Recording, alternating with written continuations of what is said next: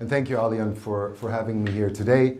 Now I really understand how valuable this venue actually is, and obviously the cooperation with the international talks makes it even more valuable.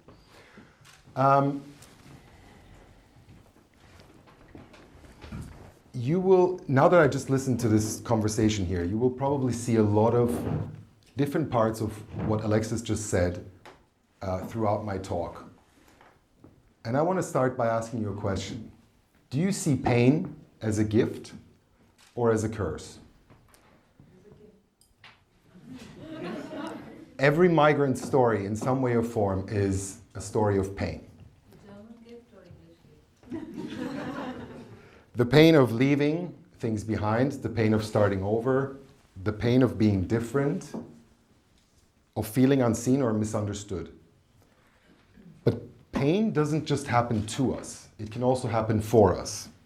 It can pull us down, or it can push us forward.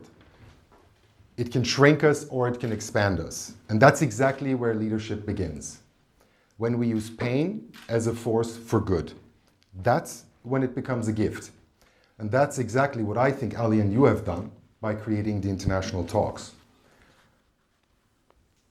Thank you for not just seeing and witnessing the pain many migrants face, the isolation, the rejections, the moments of self-doubt, the feeling of not belonging, but for actually doing something about it. That's leadership. That's turning pain into purpose. That's saying we don't wait for belonging, we actually go and just create it. And that's exactly why I chose to be here today, to connect, to share, and to create together. Now, I grew up in Istanbul, spending most of my summers in Germany. I was born to a Turkish father and a German mother. I spent most of my life between two worlds, two languages, two cultures, two religions, two perspectives, and so on. And when you grow up like that, you learn to adapt. You read the room, you listen carefully, and you fit in quickly. But you also understand that belonging is not always a given. So let me tell you a story. I was 14. It was one of those summers, and I was at a football camp in Germany. The first few days were great. I played, I laughed, I felt accepted. Then one day, one of the kids asked me, "Where are you from?" by the way, in a group setting. When I said I'm half Turkish and I'm from Istanbul, everything changed. They still played with me, but their eyes were different. The next day, and this is hard for me to talk about, but the next day, one of the kids even came to me and said, "My dad told me I shouldn't speak with you." At 14, I didn't have the words for it, but I felt it deeply. The pain of being seen as different and not good enough. Like someone had drawn an invisible line between them and me. It planted a belief in my head that I had to justify who I was to prove my worth. Looking back today, I see it very, very differently. That experience gave me a gift. The gift of empathy, of awareness, and the relentless will to build bridges. It planted my purpose not to defend my identity, but to connect people across difference. Years later, I built a global career across continents and industries, and became the youngest senior vice president in a FTSE 100 company at the age of 34, and the first person of Turkish origin to reach that level in that company. It was a proud moment, but when I moved abroad for that role, that same inner story from that football camp came back.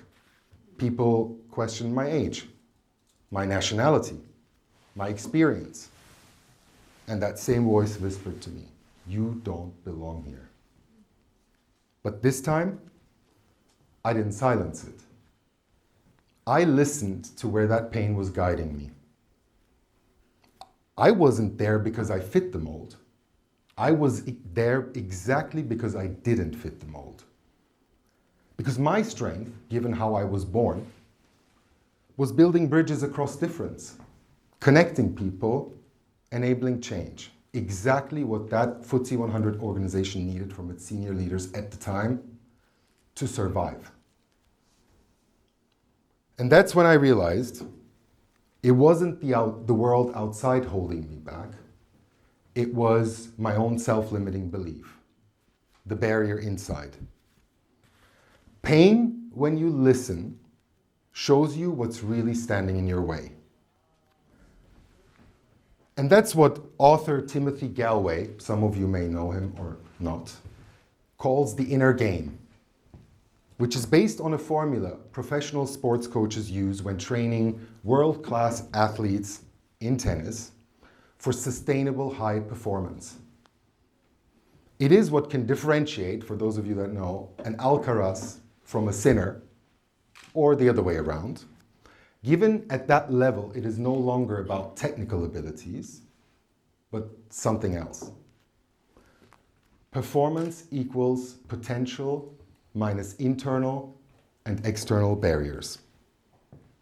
He says performance, which can be anything, your career, your relationships, your quality of life, financial conditions, isn't limited by our potential or who we are. We are born with that.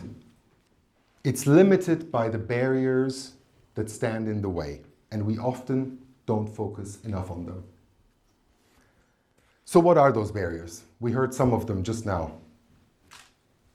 External barriers, language, missing network, bureaucracy, financial constraints,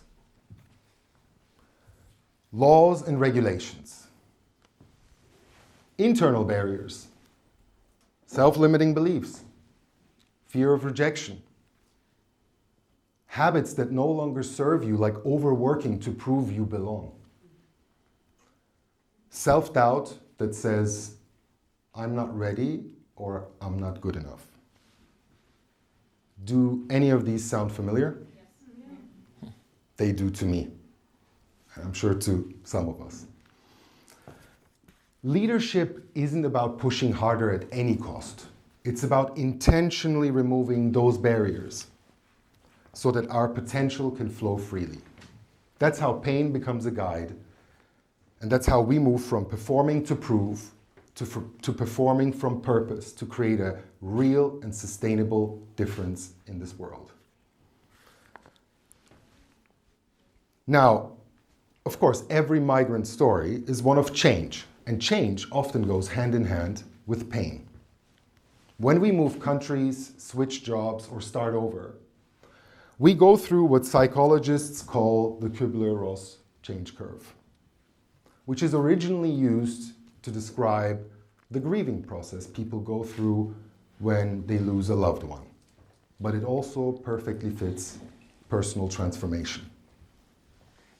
Let's take the example of moving to a new country. I think many of us can probably relate to that one, if not all of us. It usually starts with denial. This can't be that hard, I'll figure it out. I mean, come on, Austria or whatever. Then followed by frustration. I don't understand them, they don't understand me. What about this bureaucracy? Nothing is moving. Why is this so difficult? Then comes acceptance. Okay, it is what it is, and I will find a way.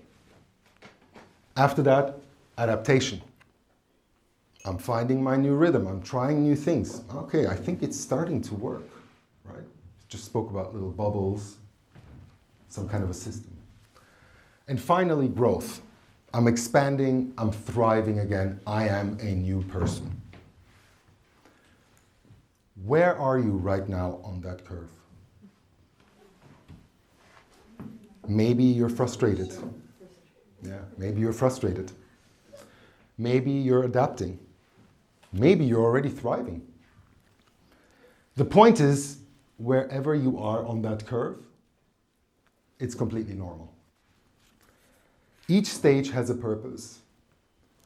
Denial protects us. Frustration wakes us. Acceptance grounds us. Adaptation moves us forward. And growth finally frees us. When I look back at my own moves from Istanbul to London to other parts of the world, I see the same pattern emerging over and over again. Whenever I resisted change, the pain grew. Whenever I surrendered to it and tried to understand it, I grew. When we normalize change, stop judging where we are, and start learning from it, pain stops becoming an obstacle and becomes our guide to growth. That awareness is where transformation begins. It points us forward. It shows us the next strength we're ready to grow. Now think about what's made you successful so far. What is that core strength that you have as a human being that brought you to where you are today in this room? Now think about your environment and the pain you might be experiencing right now. What new strength might that pain be asking you to develop? That's the power of polarity.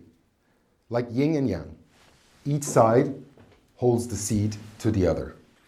For me, emotional intelligence and empathy is what got me to where I was at the age of 34 as a young SVP abroad. But my new environment demanded more assertiveness, more courage, more boldness. When we overuse our existing strengths, they can quickly become our blind spots. When we balance them with their opposite, we expand. So, for example, if your strength is community or collaboration, if that's the culture you're coming from, maybe the pain of being overlooked in your current environment invites more assertiveness. If your strength is discipline, maybe the pain of rigidity in your current environment invites more flexibility, more creativity.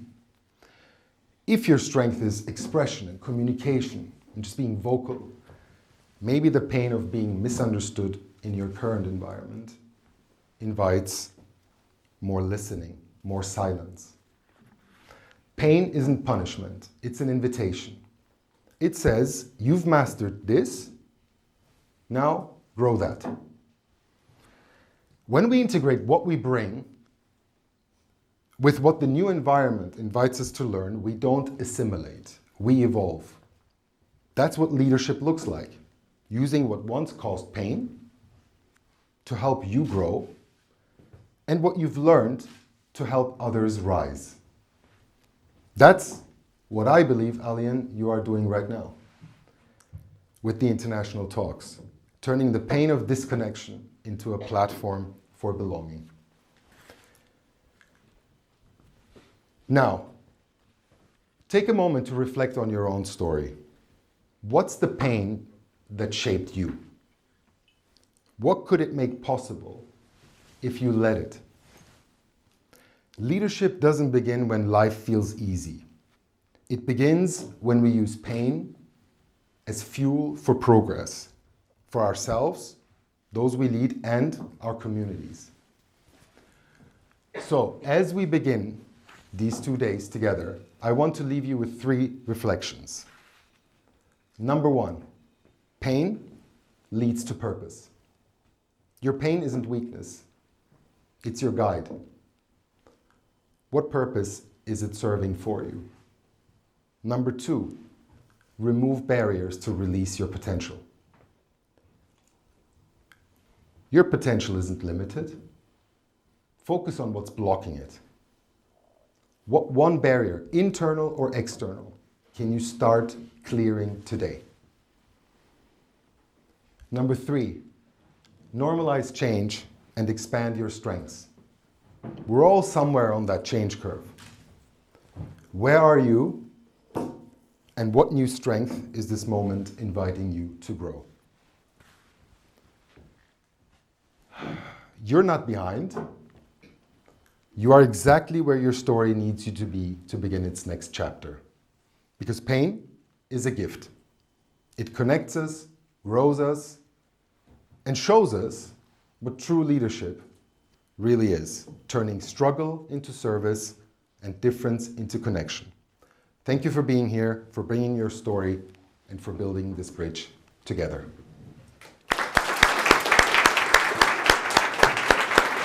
Thank you.